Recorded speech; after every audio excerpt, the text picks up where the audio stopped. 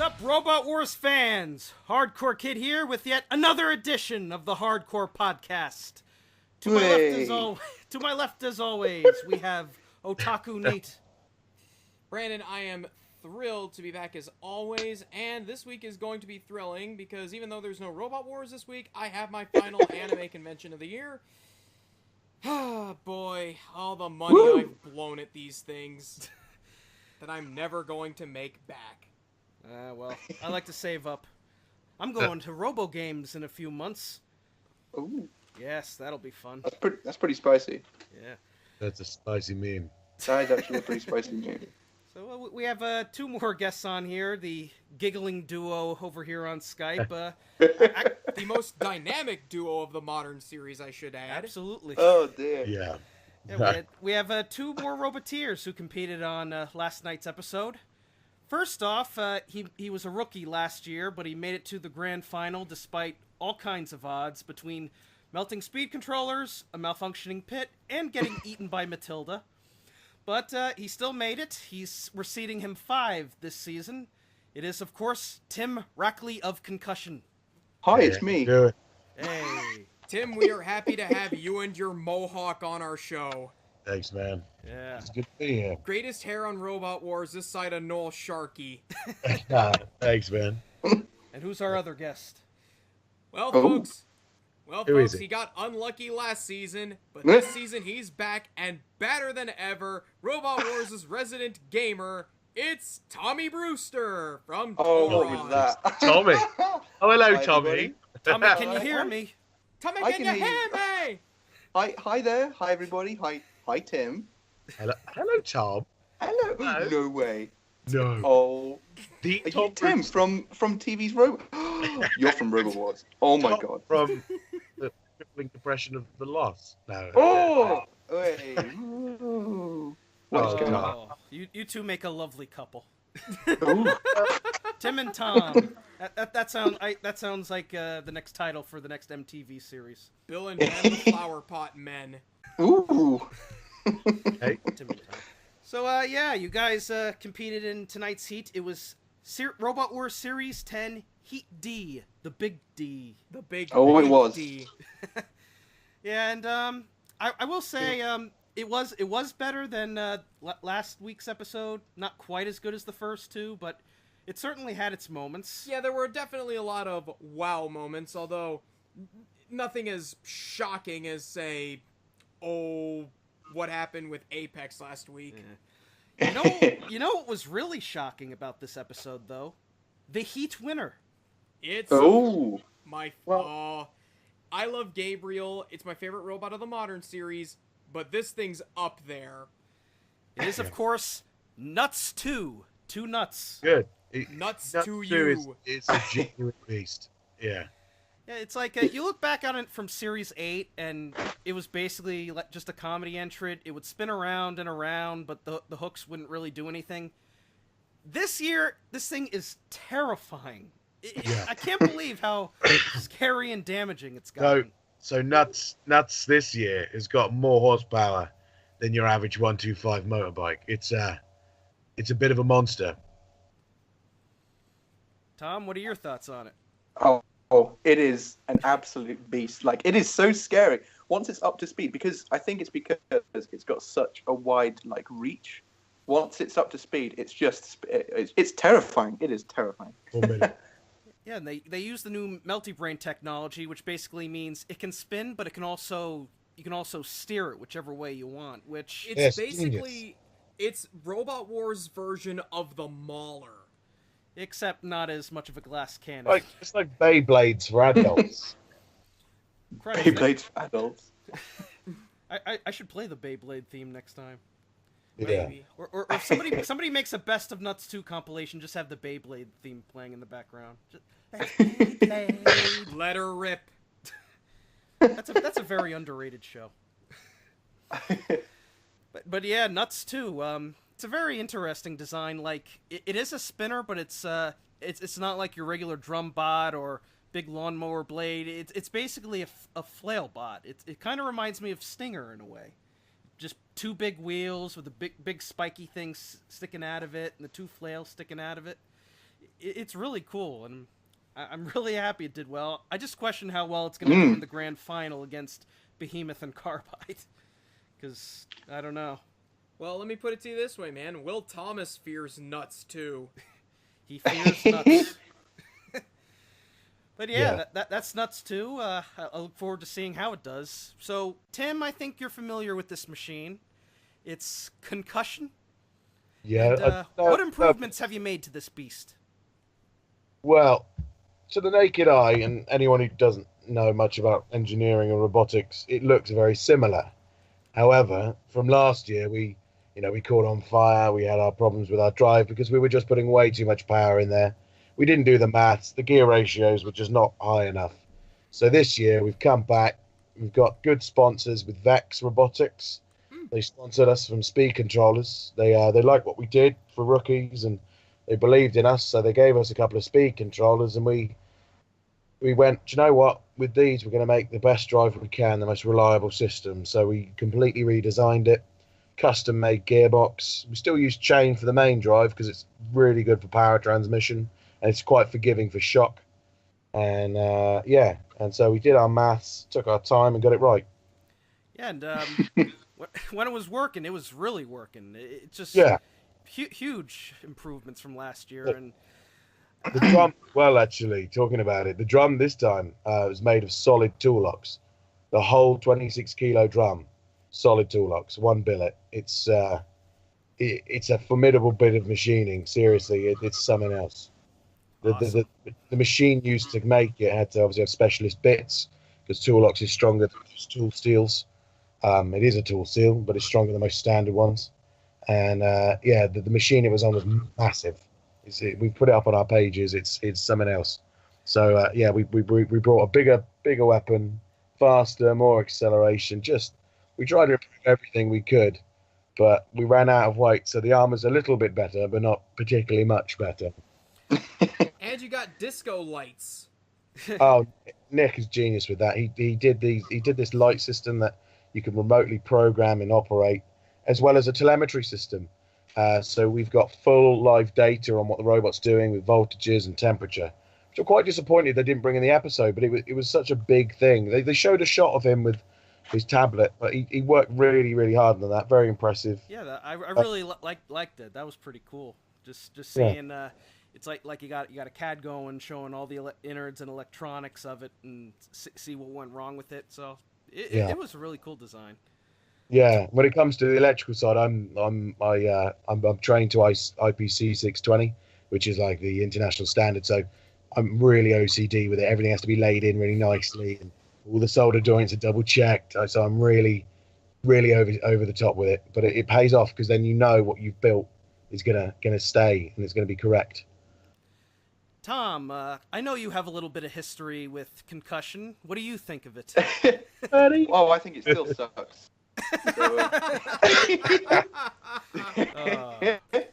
I don't know. No, Concussion. I mean, from the outside, it does look the same, but I know that they've reworked everything. You know, they've got brand new drive motors, new speed controllers, new weapon. It is a big improvement. And yeah, hello.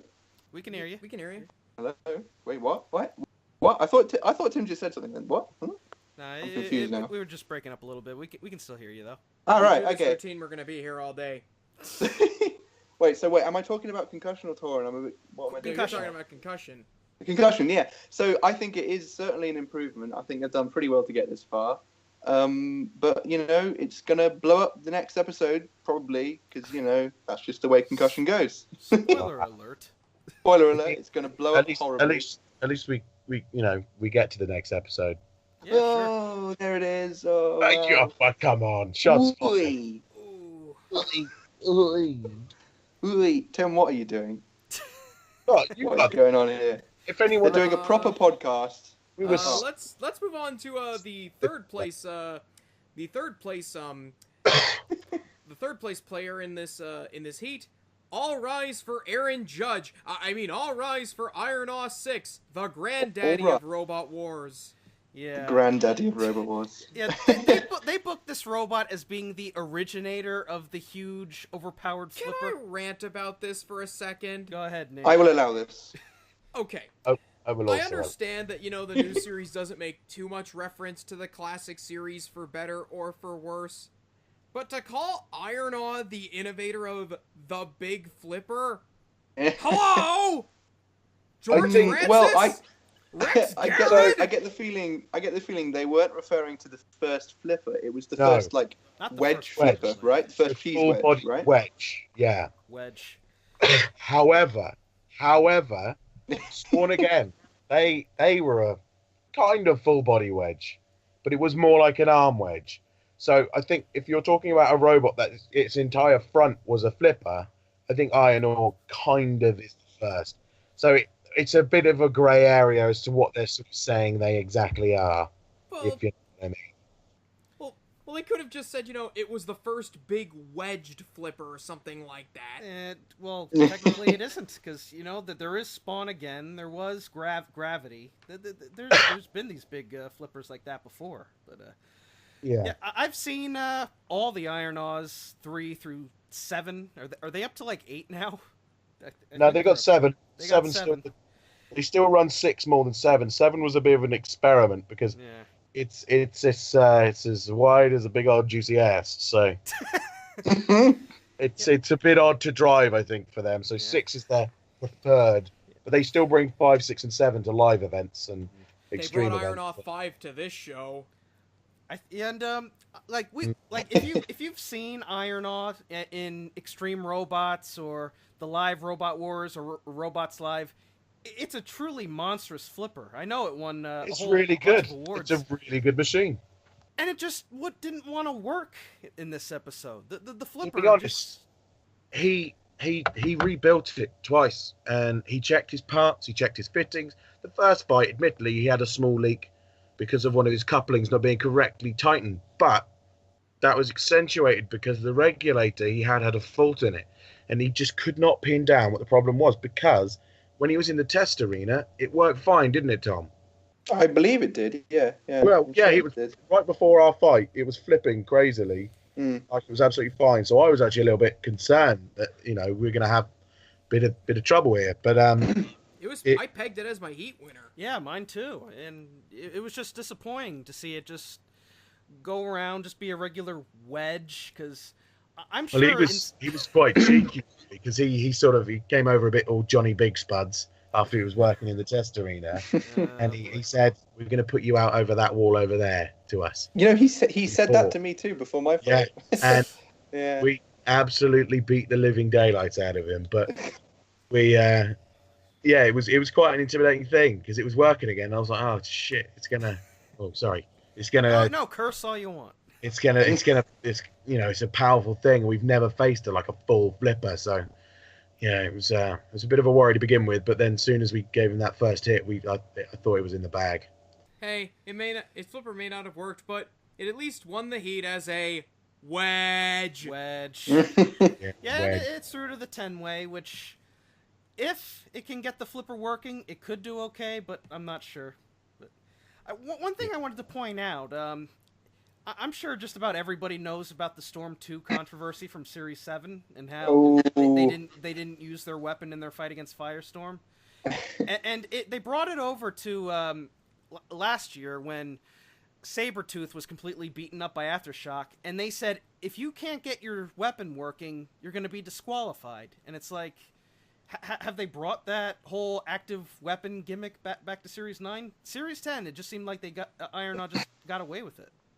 Now, I don't know. I mean, how volatile weapons are. It's unreasonable to think your robot's going to be perfectly working after facing something like Carbide or Aftershock.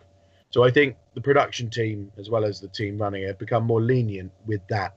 However, it's still, as a rule, you can't turn up with just a wedge. Yeah. If you know what. Yeah, but it was tough, but at least Iron Man was still able to win some matches regardless. And who else we got on the list? I believe the newcomer. Yeah, let's move on to. I guess some could argue it's the new Razor. I think Tommy doesn't want to talk about this one. Oh no! Don't do this to me. Razor actually looked quite nice, so yeah. Androne Ooh. 4000. I was impressed with this thing. Yeah, I mean, because some crushers, like I've seen Tiberius, it really looks like it has trouble getting through armor. Androne just went through some of these bots like nothing. It was reasonably powerful. The It went through our base plate, right? But that base plate on the side is 3 mil aluminium. I mean, I can go through our base plate, so that's not a huge feat really to go through that. They've also said that their crusher is 9 tons, but that's the ram. That's not the point of force on the tip, which would be significantly less. I believe it's like 3 tons. About the same as 3 tons, yeah. Still it's not decent amount of power, though. Yeah, it's still a good amount of power, but it's not 9 tons. Yeah. It's certainly pretty strong. I mean, it got through my 10 mil HDPE on the top, so it does do something. But they never cracked the actual hardox on my machine. So yeah, I definitely want to see them again to see what they can do. My biggest problem, and this was brought up on Jim Jamatic's little mini-sode that it is an hour long. It just needs a bigger base plate at the front to hold its robots in place, because those little wedgelets don't look like they could hold anything in place. They don't have a good ground clearance, is the problem. They protrude up a bit much. They're not really designed to go under. And obviously all the weight's in the back as well, so they're going to lift. Yeah, no, that is right. Because I remember when I had my fight with them, I'm sure that I managed to bend one of the forks just a little bit, but it was enough to beach them. I'm certain that was the case. And then on one of my next attacks, I actually ended up freeing them. So there we go. Yeah, but it was a decent machine. I didn't think it was going to be the winner of the heat, but I felt it would win a couple matches, and I believe it won one. I believe it won one, and it was. Yes, it did. Yeah, we'll talk about that match later. But oh dear. Speaking of, I guess we'll move on to Tauron. Hey. His name. Jonathan Pierce cannot say this robot's name. Tauron. Yeah. Keep it up, and you'll be the next Is behemoth. actually Tauron. Behemoth, Behemoth, Tauron, Tauron. It's like in the classic series how Jonathan Pierce could never say Diotor. He kept Diotior. He kept Diotior, right? Diotior, yes. Diotior. Now, with that said, boy, the judges were just mean to you in this episode. Oh, I don't know. I mean, looking at that fight now that it's been on, I think Andron definitely had it on control, but I would probably say that I took it on damage. But yeah, I don't know. I guess in the reboot Robot Wars, I guess maybe it's more about control and driver skill than just it's more damaging each other. Aggression. Yeah, because you look at Behemoth, that they beat Sabretooth on aggression, and Cherub beat PP3D on aggression. Mm-hmm. And usually, like if you look at BattleBots or something, damage usually carries the more weight. And I know in the original series, damage carries the more weight.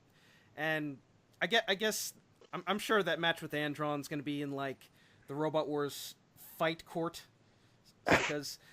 If I was a judge, I would have given it to Tauron. I've already seen a few. I don't know. I mean, it was a really good fight. No shame in it at all. I mean, it was very close. Judges, and they have a very hard job, diplomatic wise as well as intellect wise, to perform the job they do. I was in the audience watching Tom because I could hear you shouting to him in the pits, and I was shouting so loudly for Tom that he could hear me in the booth. And then I'm not even kidding. I could hear you. And I was roaring from the audience for him because it was such a good fight. And honestly, everyone I was around in the audience thought Tauron had it. Seriously, everyone thought it was Tauron. Even Andro were acting like it was yours. You blundered the front of their face, Tom. It was beautiful. Yeah, I remember at the end of that fight, the Andron guys turning to me and saying, I think you've won this. And oh dear, but there we go. It's just the way it went, I guess. It was a good fight, though. I will say though, it was the best fight of the night. Easily in the top 3 for best fights in the series. Absolutely. Yeah, so now Tauron, this is basically a whole new machine. It's not the same It is indeed. robot. So yeah, no, it's an entirely new one. I mean, the first one was literally me and my dad's first ever robot of any weight class ever. And I think it really showed. I mean, the thing was just a moose. It was a boat, right? Like, it was, for a bit of context, I mean, the first one was made with 6mm polycarbonate, right? Yeah. And the weapon weighed 13 kilos. This one is made of, it's armored with 4mm Hardox, and it's got an 18-kilo bar. It's just a lot more compact. It's like wider. It's stubbier. It's just a much better designed robot, I guess. I like to think it's quite a clear evolution, I suppose, of the robot. Yeah, and I think that's what Mentorn liked. Yeah. And I believe you have another version that's competing on the live circuit. Yeah, the worst kept secret ever. Yeah, so we've already started building Mark III in anticipation of the next series, or whatever comes first. Yeah, I saw it. It competed at the Extreme Robots event this weekend, and you made it to the final, but you lost to Ripper, which is no disgrace, because John O, he loves his big flippers. Fair play to Tom. Like, we banter hard with each other, and we really, really do. But we also laugh hard as well. And we had you on this show. We had a really, really good weekend together, and to see Tom, someone who's not an engineer, go from this boat-like thing last series that we nudged and it died, to this absolute monster of Mark III this weekend is just so nice to see, because it's really been thought about. It's been taking its time to build it, and it's an actual monster. Really, really. And it was only allowed to run at half power, and that's not any criticism on Jono and his arena. That's him making sure that everyone there is safe, because it's still not fully, obviously, tested at full speed spinners. It's not. So I think people view that wrong. I think he's not letting it go full speed yet, because it has to be proved. Do you know what I mean? So even at half speed, Tom absolutely clobbered some people there at half speed. Very good job. We love you, Tom. Oh, hi. Sorry, I think I might have lost you just then for a minute. Hey, Tim just gave you a very kind. Oh, thank you. Words I hope it was nice. I don't know what happened. I just lost the connection there for a second. He is still a filthy scrub, folks. Oh dear. Yeah, but we hope to see Tauron in Series 11 if it happens. But thank you. Yes. And that is the dream, I don't want my Robot Wars career to end without a single win. Like, that cannot happen. Pray for Tommy. I won't let that happen. Pray for Tommy. Good luck, Tom. Pray for Tom. So, we'll move on to the last robot or robots, and I'm just gonna say whoever came up with this was probably drunk at the time. But John Frizzell doesn't strike me as a guy who drinks, but I don't know. But it is, of course, the kegs. It's a cluster bot that is made out of a beer barrel chopped in half with 2 lawnmower blades on it. Roll out the barrels, we'll have a barrel of fun. John Frizzell, he does have a lot of success at Robo Games. He's won a lot of gold medals with his autonomous robot Otto. But with Robo Wars, with Terra Turtle and Steel Sandwich and these guys, he doesn't really catch much of a break.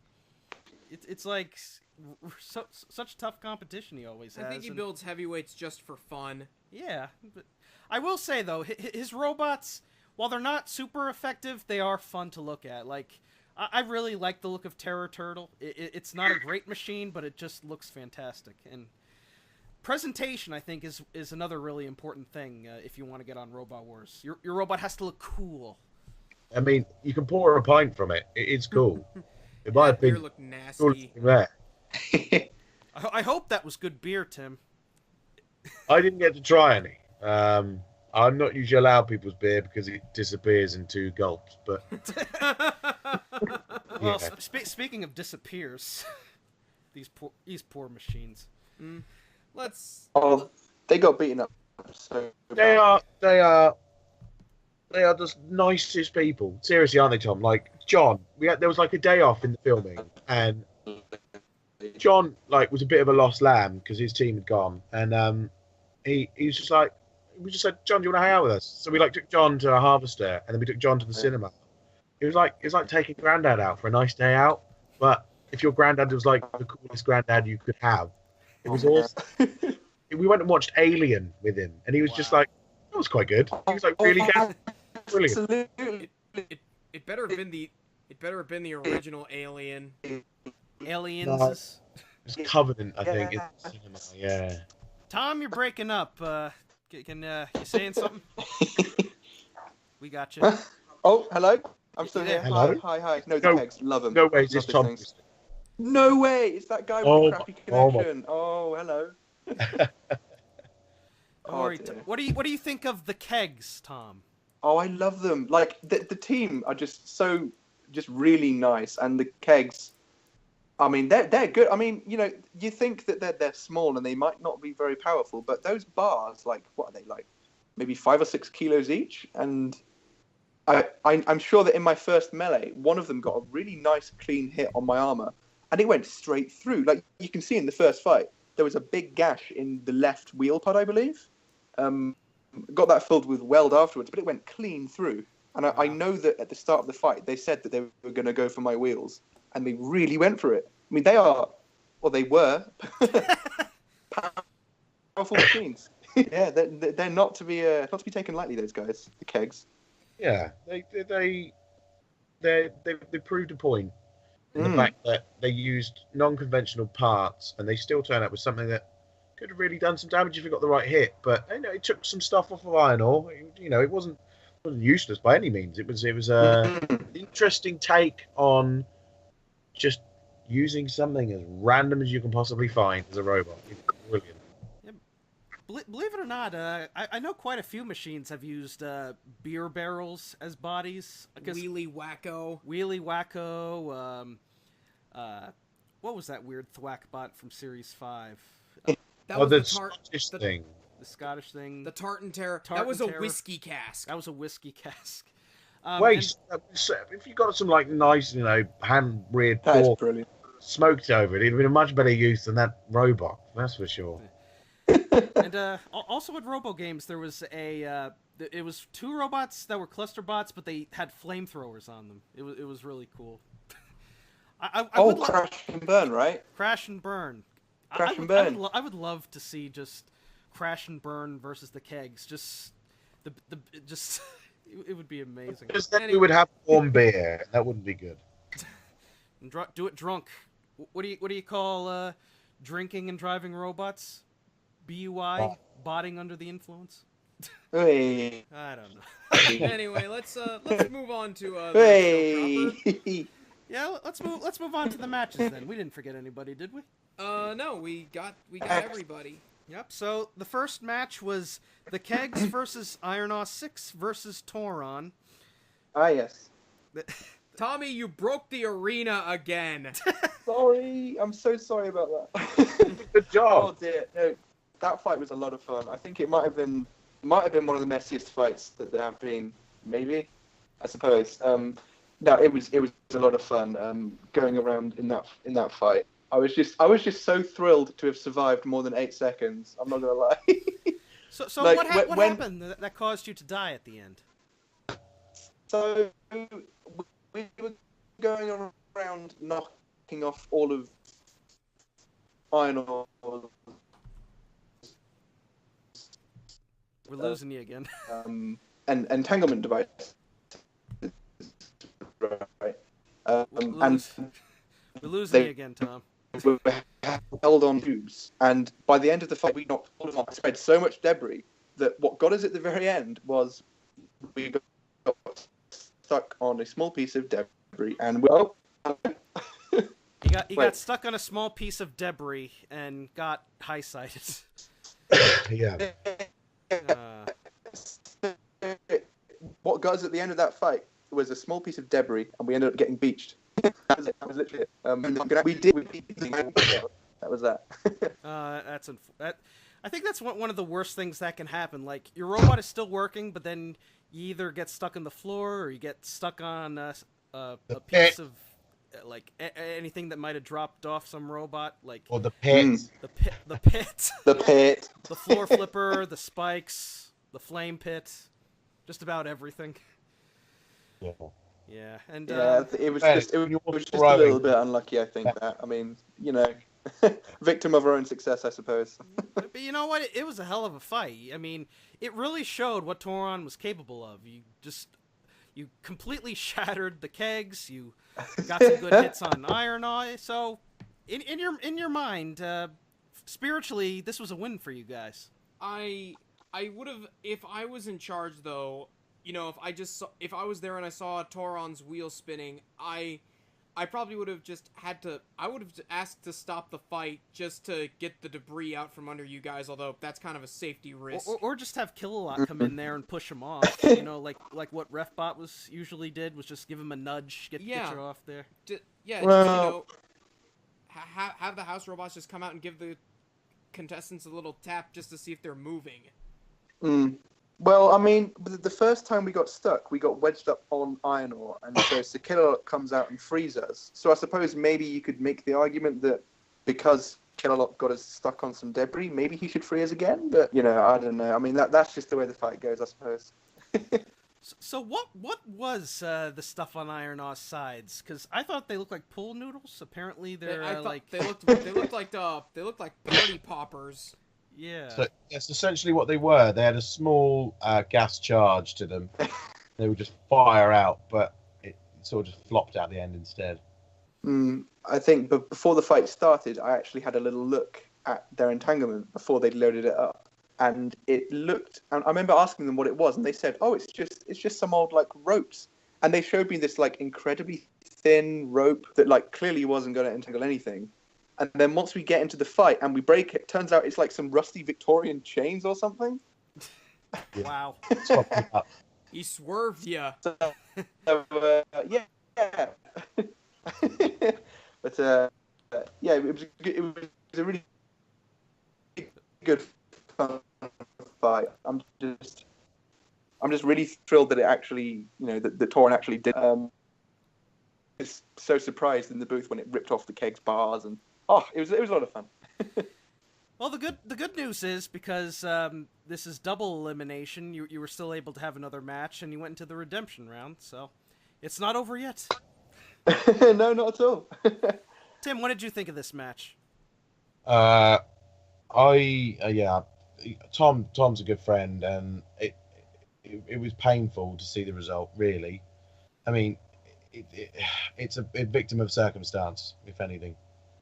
Yeah. I think damage-wise, there's no question, and and the fact that he was the only one with an active weapon as well, and you can't really call the judges out because they're doing what they're meant to be doing, and they're the ones calling the shots, aren't they? Really, so it's a shame for Tom, but he took it on the chin. He didn't sulk. He got himself up, ready to do it again. Yeah, absolutely. So Iron Awe gets the victory by the skin of their teeth, their big yellow teeth. And so we move on to the second three-way melee, which was Concussion versus Nuts 2 versus Andre 3000. I mean, Androne 4000. Is that who it's named after? No. I don't know. They had to change the name because they named it after their company. And so they had to add an E on it because you're not allowed to advertise on BBC. So and then they got fired from their jobs afterward. I don't think it was quite that harsh, but that'd have been there. That loss is coming out of your paycheck. But this was the episode. This was the match where you just realize, oh wow, Nuts is scary. This thing is frightening. That was Pussycat level precision with that wheel shot. Yeah. Right in the center of the wheel. Yeah, it was crazy. But people are saying, say, oh, what a lucky shot. But think about it. It's got two flails. It's doing a very high RPM. It's going to hit you a lot. So the chances are quite high that it's going to hit you somewhere you don't want it to. Really. If you think about it, it seems like an impossible shot. But if you really think about the maths, it's more likely than you think. And then after getting that shot on your tire, you were basically going around in circles a bit, so weren't really able to do anything. And then you met who would soon be a little rival, the floor flipper. The floor Carl, our driver, decided to pay that a visit. Who's driving? Carl does. I do the weapon. Carl does the driving. Ah, Carl.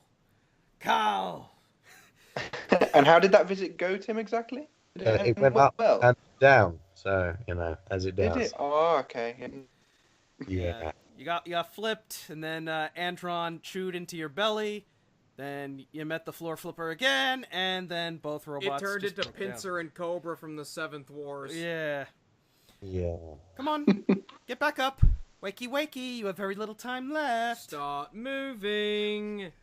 Yeah. Do something. And Oh dear. Bye-bye. and then Nuts just beat on you. Nuts just beat on you guys like beating a downed opponent. That wasn't very nice of them. I mean, people were saying about us doing late shots this episode, but Nuts were generally hitting a robot that A, wasn't moving, and B, couldn't move because it was suspended above the floor. So that is definitely late shots, in my opinion. And apparently Andron 4000 broke down because the link popped out. Yeah, from what I heard, yes. I keep telling some of these guys, you got to put duct tape around those things. Or build- blue tack. Blue tack works. Design and make our own. Yeah. I have a handy dandy thing of duct tape at home. I'll bring it to the guys who have power links, and I'll say, "Here, put this on. It'll help you on your journey." It's dangerous to go alone. Here, take this. Well, you know what? Duct tape fixes everything. That's what I always say. Oh. So yeah, Nuts 2 gets the surprise win. And so we move on to the redemption rounds. Concussion versus Kegs. Let's crack this one open. Oh, what a waste of beer. What a waste of beer. And Tommy just fell out. Oh, this was pure bullying. You just... I've never seen a match this destructive... Oh boy. I have never seen a match this totally destructive since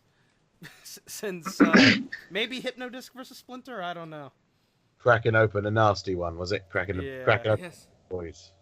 Is this still recording? Yeah, I heard a beep. it's still recording. Hello? Just want to make sure everything's good. Cause, No way. I keep dropping out. I'm so sorry. It's all right. We can hear you now. Could be So, worse. yeah, When I was watching the episode, I watched it on a stream. It was buffering a lot. Oh God. Well, how else we gonna watch it? We don't have BBC. And we don't get Mike. We don't have the iPlayer here, and us Yanks don't get iPlayer. Yeah, I remember when they had G4 Tech TV. They always aired Series 5 to 7 on there, Yeah, and they also aired Series 4 as Grand Champions, which that was like, on Spike. that was on Spike TV back when it was on TNN.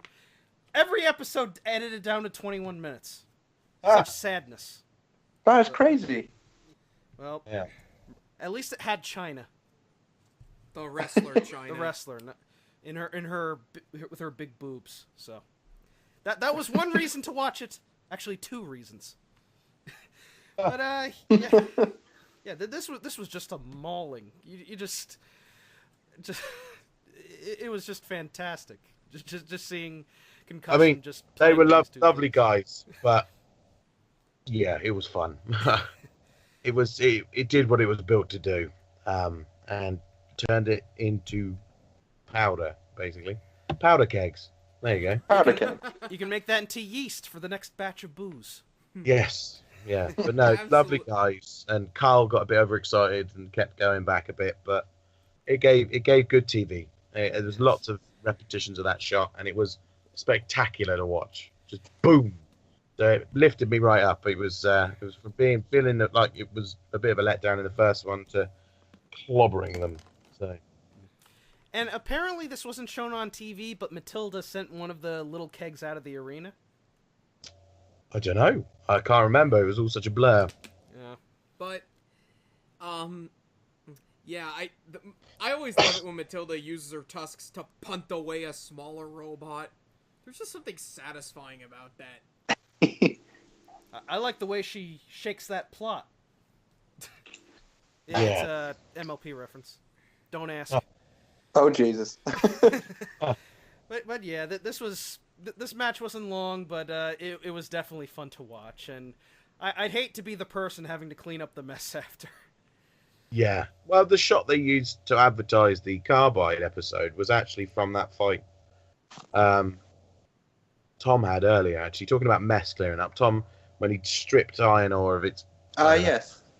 I feeding, remember that. whatever. They got Angela to go in and sweep up afterwards. I remember. Oh, that's just fun. And that did make the episode as well. It did as well. Britain's trying to make itself look like a modern country, I think, was a slightly Neanderthalic move. But, yeah. We'll talk about Angela's finest moment in a bit. Yeah, so Concussion gets the surprise win. And so we move on to Tauron versus Andron 4000, the best match of the night. This was. Oh, what is this? Yeah. Tommy, you're not gonna like what I have to say, Uh-oh.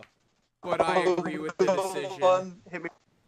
Oh. You know what? So do I. So do I. I don't know. Like, it was a very close fight. I mean, Tauron was getting bites in, and he was controlling the fight, but then Tauron came back, and it looked like towards the end, you were getting hits on him. It looked like, because he was limping, and he was going around in circles. I think that would have been the end of him right there, but no. As me and Tom have formulated our own posh nonsense talk lately, he generally got him right up the batty. Right So, yeah. Yeah, well. up the back. No. It was a brilliant fight. I mean, I think I spent too long running away trying to get the rest. And I found with Tauron too is that the weight distribution is pretty poor, and as a result, really spin the weapon and turn at the same time, which is a little bit, a bit crucial, Little gyro dance. Uh-oh. I think we lost him again. Technical difficulties. That's gonna be the name of this episode. Tommy, can you hear me? Tommy, can you hear me? Is he there? Oh, dear. on control. Oh, But I think I would have probably had it on damage. And aggression, it's a bit of both. I think. Oh, hello? Yeah, Yes, we can almost hear you. lost you again. Oh, hello. I keep nearly going. Can you repeat your last line? Oh, what was? I'm sorry. What was my last line? You were talking What did I about your thoughts on the fight. Saying how, I think Andron certainly would have taken that on control, whereas I think I would have probably taken it on aggression. But I think, I think I would have probably had it on damage. But in terms of aggression, I think they would have had it in the first half, and I would have had it in the second half. I think overall they probably did take. I think the judges. I think they did make the right decision. It was a tough call. And it made some good TV, and I think they probably did deserve it. Yeah, no hard feelings at all. They're such nice guys, the Andron guys. Yeah, it's unfortunate, but you know what? You gave us a good show in both your matches, and that's all that matters, really. Yeah. And my last note reads. I'm just thrilled that it went longer. It went longer than 8 seconds. It went longer than 8 seconds. It should be something to be proud of. And my last note reads, JP still doesn't know what armament is after 20 years of doing this. Oh, Yeah. he's still so new to it, though, isn't he? He's just a new guy. He doesn't know what he's talking about. Just show him the Wikipedia article for it, and he'll finally figure out what it is. and one last little note. I have about JP. Scoop doggy dog. Oh my god. He's getting into all these modern day references, but he's still very confused about his technical references. I can Never change, JP. Yeah. Never change. Yeah, well, it's good to have the voice of Robot Wars back with us. It wouldn't be Robot Wars without Jonathan Pierce or Noel Sharkey. Yeah. He's a beautiful man. Yeah. No, it wouldn't. It would not at all. Alright, so let's move on to Iron Awe 6 versus Concussion. Tim, you came out swinging in this fight. Yeah, so he sort of, squared up to us a little bit in the pits. Not nastily at all. He just sort of Well, put then on you could the say persona. about Craig Charles, but here we are. Perfectly timed, Tom. um, so, Yeah. But yeah, keep going, Tim. okay. So, yeah, he sort of, he said, we're going to flip you out here. Sort of feeling more confident because it worked in the test. Oh, hello? What is You're going still on? there, Tom? Hello? Can you hear us, Tommy?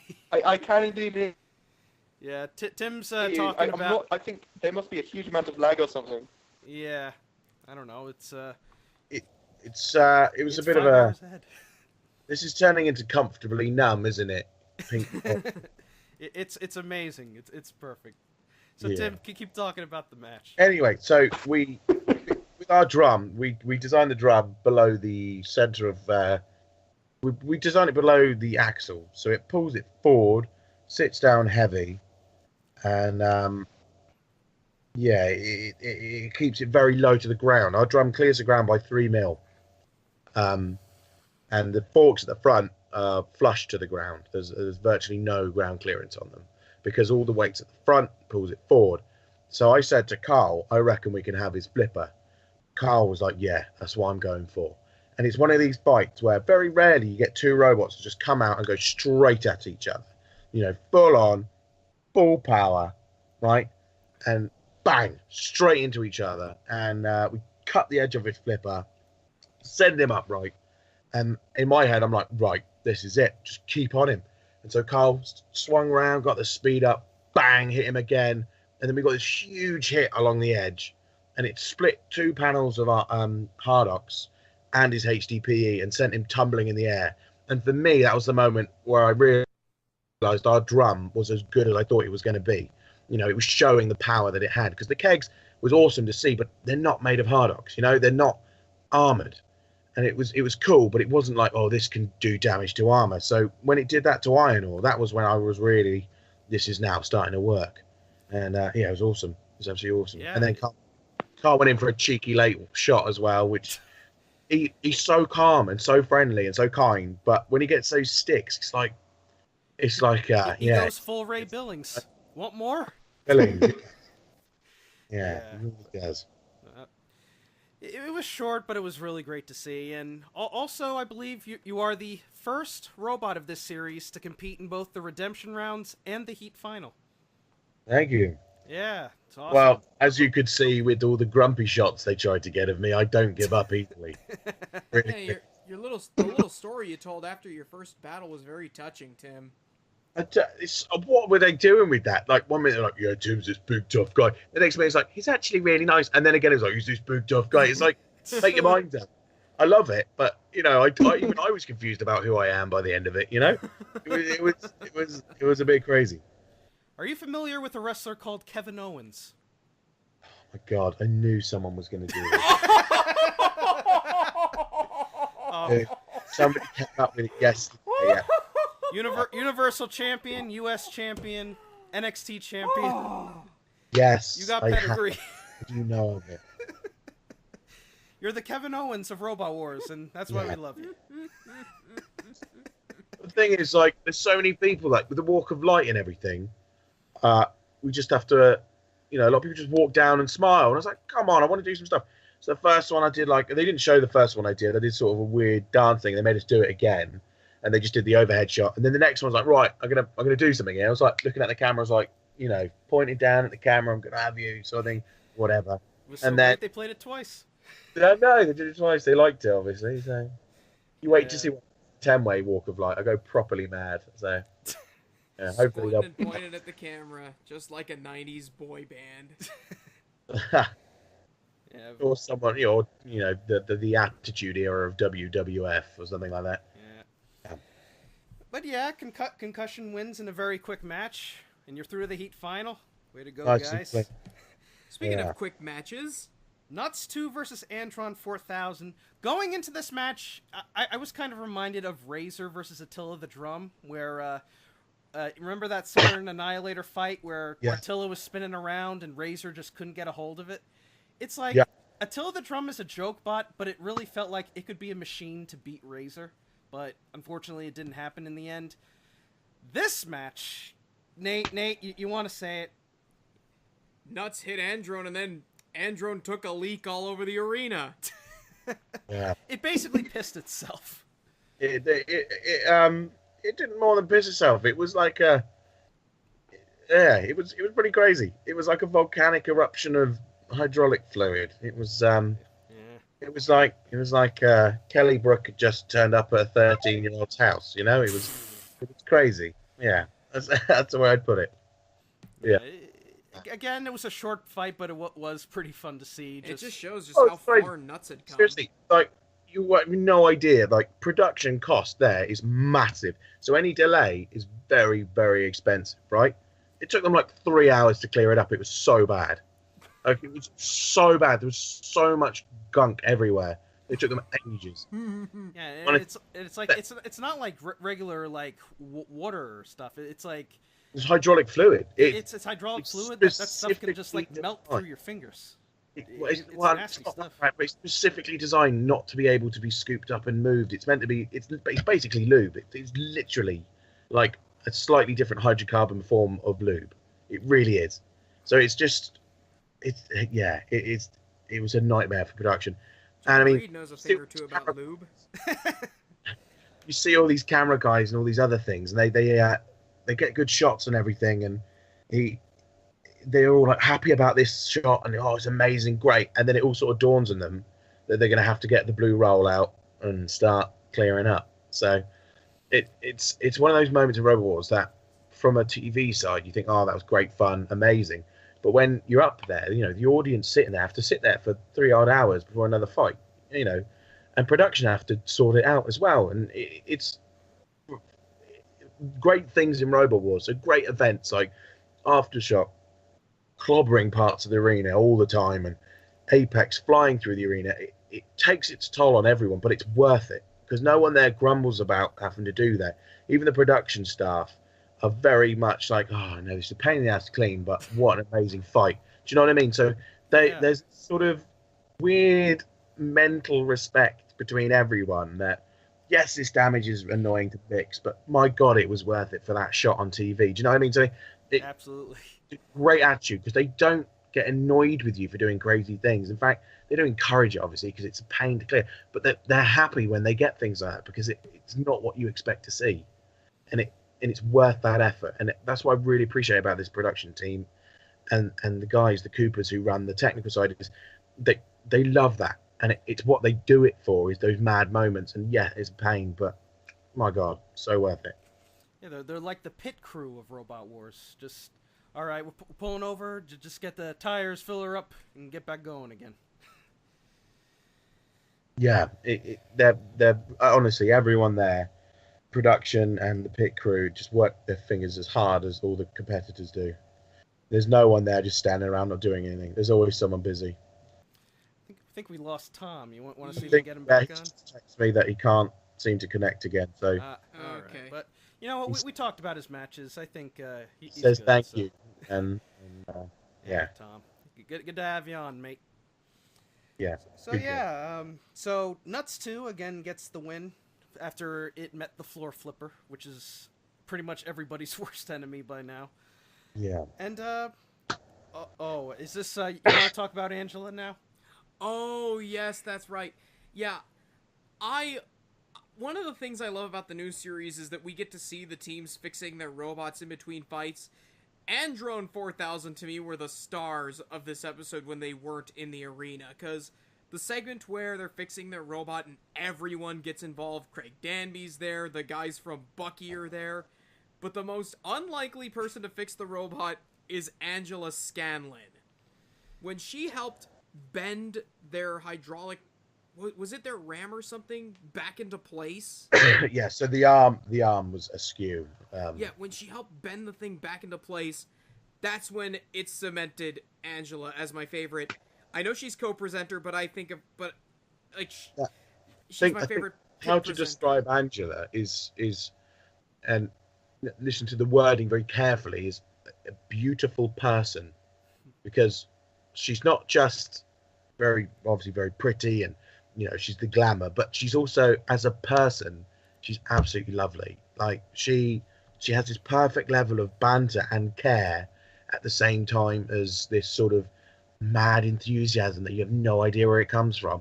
So she's such a good balance of it all. She's like 100% the perfect host.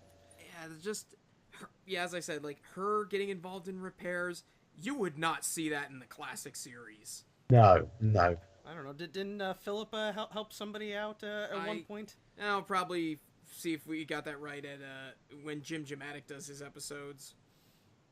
Yeah.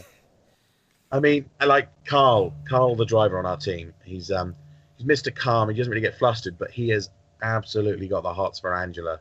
Like seriously, he's got it bad. He's got it bad. And yeah, when she was doing all the helping of Andrew and everything, right next to our table, we barely got anything out of him. You know, we were trying to tweak and do stuff on our own, but he was away with the fairies, as you say. He was yeah. Yeah. Angela's great, and Dara. You think has Dara ever helped anybody out yet? Unless it's with a witty remark, I don't think so. No. How funny would that be if he was like, remember in that Annihilator when the two can opener boys are on top trying to wiggle the can opener claws back into place? Can you imagine how funny it would be to see Dara up there like, oh bloody hell, this is tough. I mean, no points for your accent, but it was I think Dara's got a more of a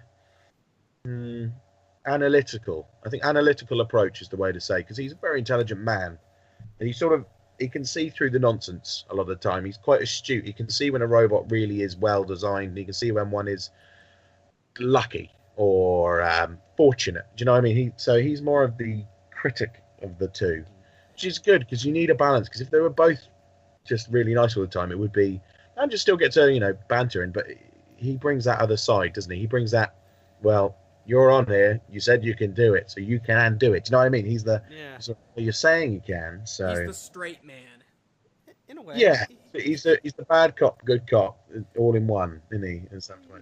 He's also the comedic type. Like he's been the host of Mock the Week, so he obviously has the comedy background. So yeah, no, he's fun, but in a dry sort of way. Yeah, like I really do think he has fit the new series well. Like people are saying, oh, we want Craig Charles back, and it's like, I don't know, because towards the end, I think Craig was pretty much he'd gotten tired. And obviously, he has other commitments. Obviously, he still has commitments with Red Dwarf and BBC Radio. Coronation. Is he still doing Coronation Street, or what's that story?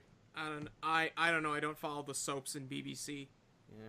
I watched a little bit of Top Gear with Mr. Friends Matt LeBlanc, and I'm like, what is this crap? No. Yeah, I can't handle it. As much as I want it to be all right again, it's not. No. Yeah. But yeah. So Nuts 2 goes through to the Heat final. If you want to know why we went off on the tangent, it's because the next battle was kind of nothing. Oh my god. Yeah, that whole conversation we had, it was better than this match. Ironaw versus Andron 4000. A match where neither weapons work. This was a boring match with the two just pushing each other around.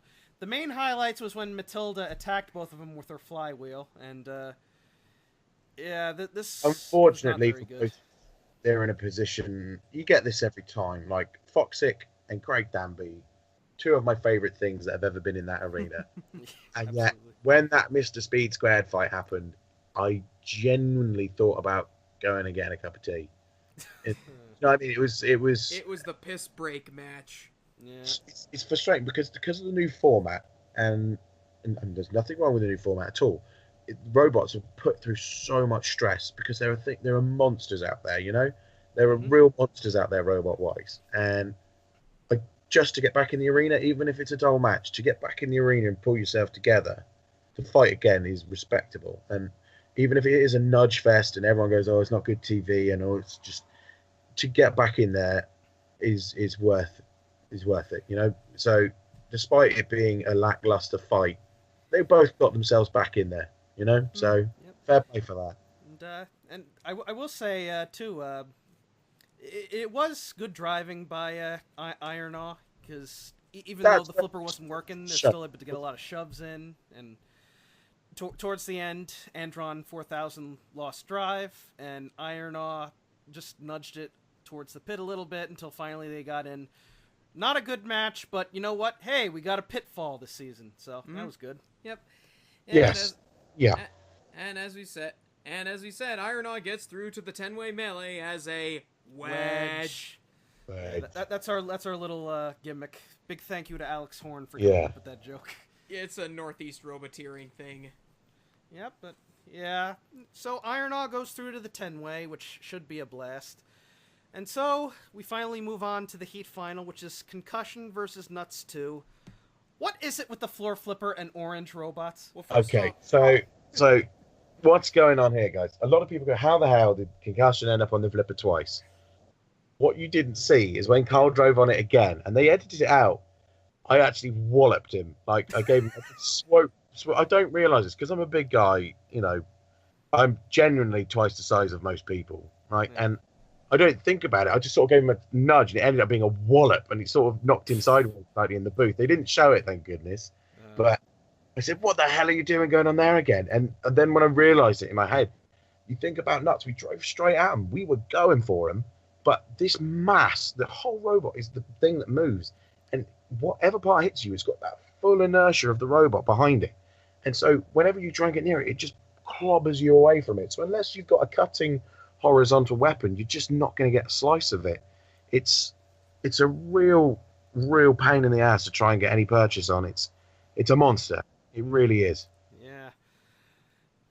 And then basically you got flipped over and you ran upside down and you got stuck in the nut stuff. Oh, yeah. The Nutbusters. They renamed it because they wouldn't let me say Nutbusters on TV, but they still showed the sign that said Nutbusters. Nutcrackers. When I first saw those polycarb panels on the side, you named them the Nutbusters. I just smiled and said, "Oh, Tim, never change."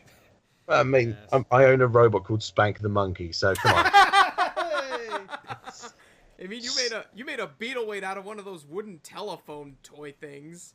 Yeah, oh no, I made an amp weight out. Oh yeah, I did. Oh, I forgot I even made that. Yeah, the creepy as hell thing. Yeah, that still haunts me now. You need to come over here to the Northeast in Pennsylvania because we love those things. We've had robots that were made out of a VHS player, a microwave, a SpongeBob SquarePants piñata, and God knows what else. I'm sure you'd fit right in. The pizza box. Don't pizza remember box. pizza. I'll never forget Pizza Party. Pizza Party that actually beat a spinner and almost beat Ripto. Oh, delightful. So you got flipped over by the floor flipper. You're stuck upside down, and how well if you didn't have the Nuts gimmicks on it, do you think you could have still run upside down? Yeah, we can. We've got a video of us doing it in the test arena, in the main arena as test. We can self-right with the drum easily. But as we'd lost the wheel on one side because the bearing had been shattered earlier by Nuts, so we'd repaired it, and so it wasn't at full strength. And he hit it again, and it just went again. So we were on one wheel trying to self-right, and that's what killed us. We didn't get two wheels, so we couldn't get the sweep to flip us over as well as. And I'll completely admit this, it was me that came up with the Nutbuster ideas. I mean, they did block Nuts' shots for quite a few hits if you watch the slow-mos, but with that on the side, it just inhibited us enough that we couldn't quite get over. So my team, you know, they haven't had a go at me about it, and they did. But I do feel bad because, I mean, we were down on one wheel, in all fairness, but still, it would have been nice to have done that on TV. Because a lot of people sort of doubted our drum's power last series, and it would be nice to have a very good, you know, we can flip ourselves moment, and we can do it, but you know, it would have been nice on live TV. You know what you can also do. I think Tom said that Tauron's weapon is reversible. Maybe you could reprogram the weapon controller to make the drum spin in both directions. Do you think that's possible? Our first one, it could spin in both directions, but it sort of the tooth, the way it's shaped. So if you look at our logo, that's the side of the drum. It would only engage well in one direction. So when we're also, because of all the weights in the base plate, we don't really like running it upside down, to be honest. Yeah, well, it was tough, but I They won because they were very good, and we were our own enemy. We went on the flipper. We made mistakes, and they had a machine that was very powerful. It's not by any means a fluke win. It's not by any means a lucky win. It was a deserved win because they earned it. Yeah, absolutely. Earned it. Yeah. It It's really. just- Keep we won the episode against Thor last series, and funny enough, I hang out with him all the time now. I go to live events. He lets me run the axe, and You're wearing the Thor shirt. yeah, I'm wearing it right now actually. Yeah, he's a great guy, Jace. One of the most genuinely funny and friendly people I've met in Robot Wars, and we just got on like a house on fire. So it's a community that respects people no matter how mad or wildly chain flinging your robot is, and how many people say it's a joke. It doesn't matter, because there's always going to be at least one person who's going to believe in it and one person who respects it. And Nuts is the perfect example of that, because as soon as I saw it in that first fight with us, I was like, Jesus, this is the real deal. This is a whole new machine. And you look at its stats, and it's powerhouse, really, drive-wise. Yeah, And he's such an intelligent young man, and he's so helpful. Like, there were so many teams he was helping. And Alex is great, and his dad is great as well. And I'm happy for them. Like, I've no remorse about losing. yeah. And I'm not sad about losing, because I like that it proves a point as well. Is that, our very heavily engineered and high-tech machine absolutely beaten the shit out of by this green, red, flailing terror. It's a good Robot Wars moment, and I'm happy to be part of it. Yeah, it's really good. I mean, I felt happy at the end of the episode for Shaky and Rory. Yeah, because I know you look back at Series 8, you think they're not going to get far with this. They're just going to keep doing the same silly design, or maybe they'll just build a new robot. They stuck to the same design for the most part, but they managed to really improve it. Just really, they looked at what worked and what didn't. Just completely souped it up, and it's really great to see them. They're now a grand finalist, and they've brought pride to Cider County. Absolutely. And yeah, it's really great, and lots of good guys. And I mean, a lot of people forget. If people watch all these guys on TV, they see Craig Danby, they see Ant Pritchard, they see the Nutty Boys and whoever, and they think, oh, these people are just geeks or whatever. But it's like, these guys are really passionate for this sport. Most of them have been doing for more than a decade now, and they're passionate, and they also like to want to make a good impression. Like, Craig wants to be that big nasty heel who wants to ruin the lives of children. He's the Bobby Heenan of Robot Wars. And obviously Tim and everybody on there, that they want to make a good impression, that they want to show that they can be funny, but they can also be passionate, and they want to show you guys like to have fun with this. Yeah, so I just want to show that we're not just robots, the Roboteers. You know what I mean? We're characters, we're people, it's a passion, and it's something we enjoy. It's because some people get serious and they lose their fun of it. Do you know what I mean? And it's a shame, but a vast majority of people are there to have a good laugh. John Reed, he was livid with me, but in a comical way. Each series, I've somehow annoyed him, because you know what I'm like. I think I'm a little bit obnoxious, but not intentionally. I'm sort of big, large, louder than life character, and every time he was away from Terahertz, I'd stick a Concussion sticker on there. You know what? I also noticed that there was a few Team Toad stickers in last week's episode. Sorry, there was a Craig ton anyway. here. I had a feeling it was Craig, because we had Tauron on our base, Apollo. We had loads of ones on the bottom of ours when it went There out. was a Bucky sticker too. Yeah, I saw Bucky stickers. I saw all kinds of craziness. But the stickers we put on Terahertz, every time he put one on, that bit would fall off. It cut off. And he kept putting bits of polycarb and saying, "What the hell are you doing?" sort of thing. And Series 4 last, when we were repairing Concussion, I was measuring something to get it perfectly shaped. He goes, "What the hell are you doing? You haven't got time." And he started attacking me with a pool noodle. John's this big twit, I think, that he likes to sort of get annoyed with, but in a comical way. He doesn't generally get. He's the angry grandpa. No, he's the Don't talk to me, Grandpa. I'm having a pipe, you know. But no, it's great. Yeah, yeah. This was I will say this episode. I will say it wasn't as good as the first two, but it was certainly a lot of fun. I actually gave it a 4. What was I thinking? Giving it a 4? No, I give it on a scale of 1 to 10. I give it a 7 out of 10. I'd give it a 7.5. Like the fights were a little shorter, but they were a lot more entertainingly short. Yeah. They weren't like a frustrating, that's it kind of short. Yeah. Like the Nuts Androne one, I can forgive just because that one big shot at the arm that made Androne, that took the piss out of Androne Literally. in more ways than one. Yeah. And also, I think one of the big complaints I had was how much use the floor flipper got, because obviously it cost Concussion, it cost Andron, and I thought it was a little bit crazy this time around. But I will at least, because you can tell that it's definitely working this time, because last season there were times you drive over it and didn't work, and now it's back with a vengeance. And hey, you want to know what else made this episode great? What? We didn't get to see the fog of war. Thank you, Braun Strowman. Yeah, that fog of war is just a waste of time.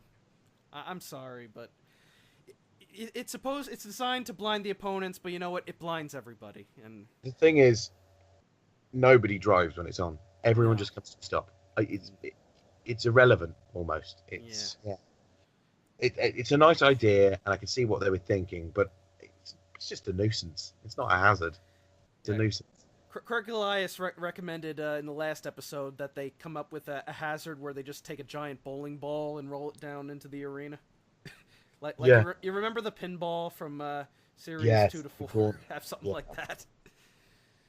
That would be very much so.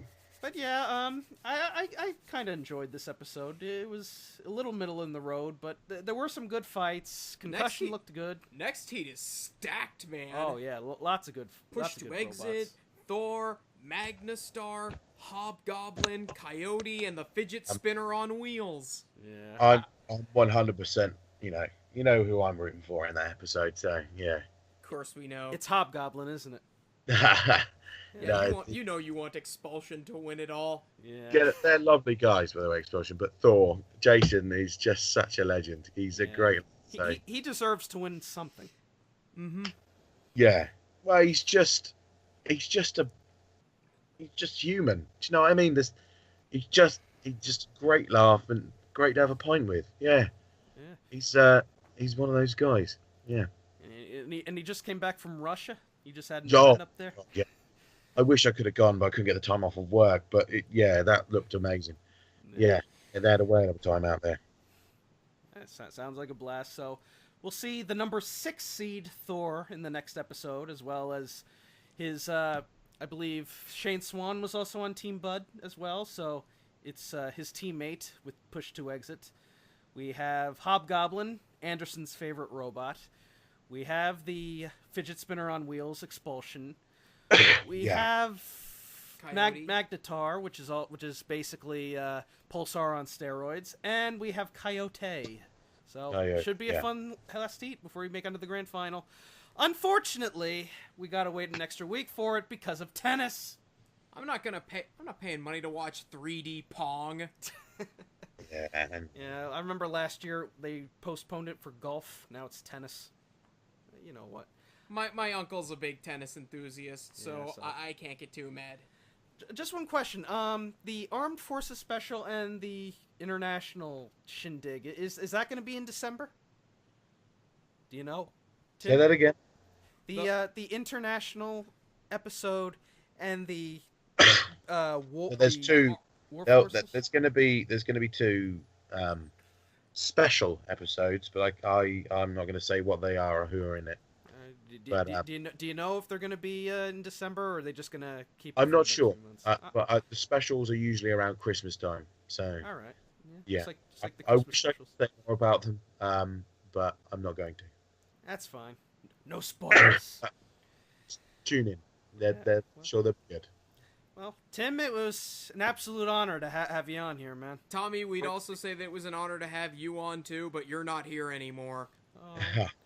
Tommy, But, can you hear me? I just want to say there's some really cool guys over in America with the robotics, and it's a shame there isn't more international presence in tournaments. There's a few people out there just crazy, like Ray Billings. Just what a absolute machine of a man with those robots. You know, he Yes. knows what he's doing with the horizontal spinners, and Mike Jeffries as well with Bombshell. I mean, if you want to have like, kids' toys that you could customize with all the bits, like get the full Barbie penthouse or whatever that was. That's Bombshell is like the world's most kick-ass version of all those toys. It's like, hey, have a robot. You can just put anything you wanted to destroy anything. It's I- it's the BattleBots version of the Centurions. Yeah. do you know what? It's such a machine, and he's a properly switched on guy as well. Yeah. He's one of those ones that watches fights and just sees things other people don't. So yeah, shout out to those two. He's definitely dedicated because he's built at least 10, 20 machines. I know he brought a whole bunch to Motorama. He's dedicated, and it really shows how dedicated a lot of these guys are. He built his own forge, for goodness sakes. He made his own forge in a garden. He's just one of those guys. And Michael Malden as well. There's some real talent out there, guys. Let's also not forget Will Bales with Hypershock. And the Oh. rake. You know what? You know what you should have done against Nuts? You should have put a rake on your back. That could have helped. Maybe. No.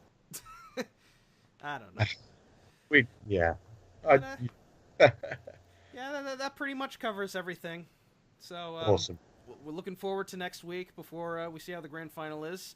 Good luck in the 10-way, even though obviously everything was filmed months ago. But we look forward to seeing how the rest of the series goes. Great to meet you both. Any final shout-outs?